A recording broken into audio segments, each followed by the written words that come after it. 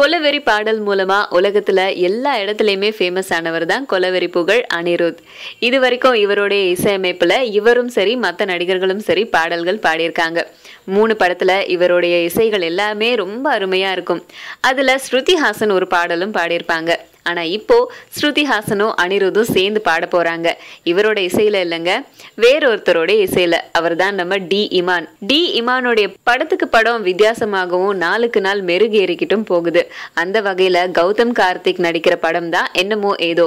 இந்த படத்துல ஒரு டியூட் பாட்டு வருது, நீ என்ன அவ்வளோ பெரிய அப்பா டக்கரா அப்படிங்கிற பாட்டு. இந்த பாட்டை ஸ்ருதி ஹாசனும் அனிருத்தும் பாட போறாங்களாம். ஸோ இது வரைக்கும் அவருடைய இசையில மற்றவங்க பாடி நம்ம கேட்டோம். ஆனா அனிருத் அடுத்தவருடைய இசையில பாட்டு பாட போறாரு. எப்படி இருக்க போகுது அப்படிங்கறத நம்ம பொறுத்திருந்து கேட்க போறோம். டி இமானுடைய வசீகரமான இசையில 2 வசீகரமான குரலுக்கு சொந்தக்காரங்க பாட போறாங்க. பாடல் எப்படி இருக்க போகுது அப்படிங்கறது இசை வெளி